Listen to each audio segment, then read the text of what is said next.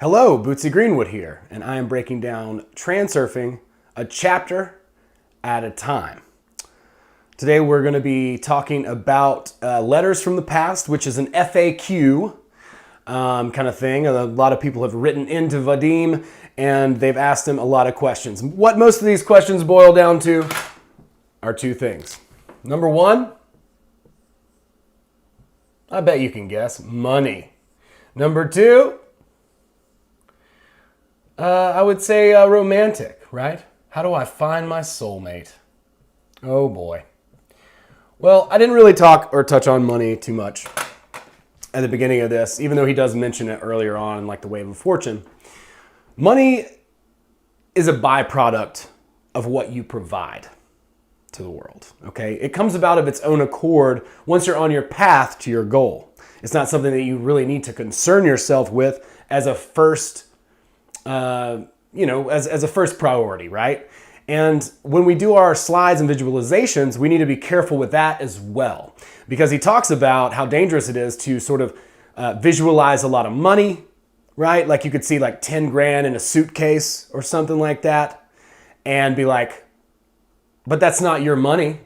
Maybe you just see that money in a movie, or you see that, you see a photo of money in a suitcase or something like that, and you see it, but it's elusive. So you have to be very determined and focused in your slides. Be vigilant with the slide and make sure that you don't miss very obvious things like this thing is mine. Like I'm in this thing. Like don't just see the car that you want or whatever, right? Like that's such a shallow example. I understand, but it works, just to get the image in. Be in the car, right? Smell the leather. Like know that it's yours, right? Like reach over, open the glove box and see the registration in your name, right? Like anything that you can do to convince your subconscious mind or your soul that this is your reality, because dreams don't come true, but realities always come true. Realities come true. And so that's what we want to keep in mind. As far as soulmates go, I think like whatever, on this one,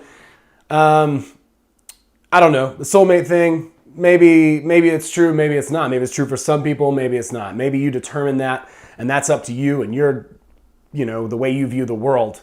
But one thing I will say, and we all know this just from dating and just from, being in life, is when you give up on finding somebody, that is when they come into your life. What kind of person do you want to be with?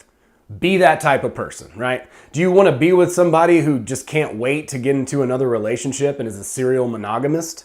Or do you want to be in the kind of relationship where somebody's really doing something awesome, right?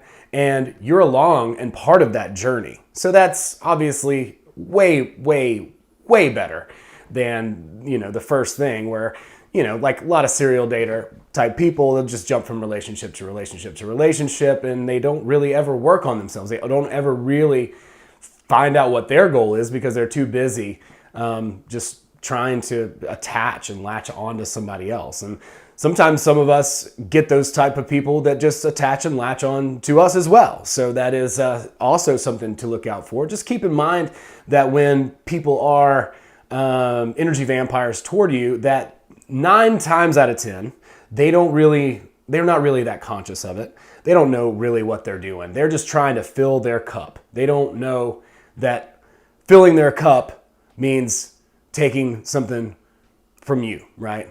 But maybe they've just been taught that. Maybe their childhood, it was like that, and they learned that model from somebody. So just be empathetic, sympathetic, really, probably more might be the word there. Be sympathetic to folks.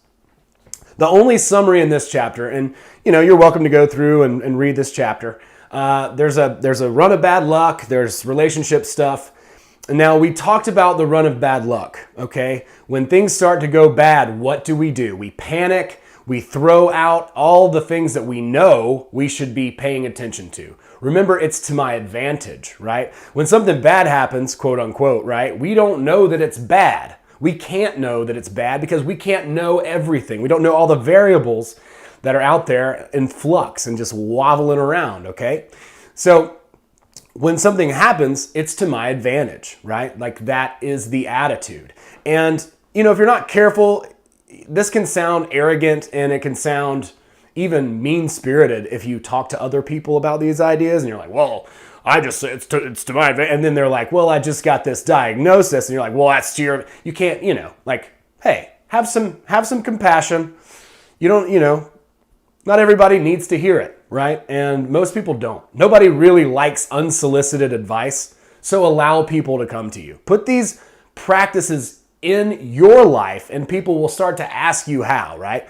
Instead of offering advice and being preachy. Nobody likes the Jehovah's Witnesses and the Mormons that knock on your door. I don't know. Maybe some people do. I'm not a big fan. They always freak me out. I think it's the cops, and I want to run. So the only thing that he says in this book is if you don't control your reality, reality will control you. So that's the only summary there. And I hope you guys are enjoying my hat collection. I'll say it again, okay? I'm wearing this to get attention because life is a serious, serious game. All right? It's a cosmic joke, people. So get out there and have some fun. Thanks. We'll see you next time.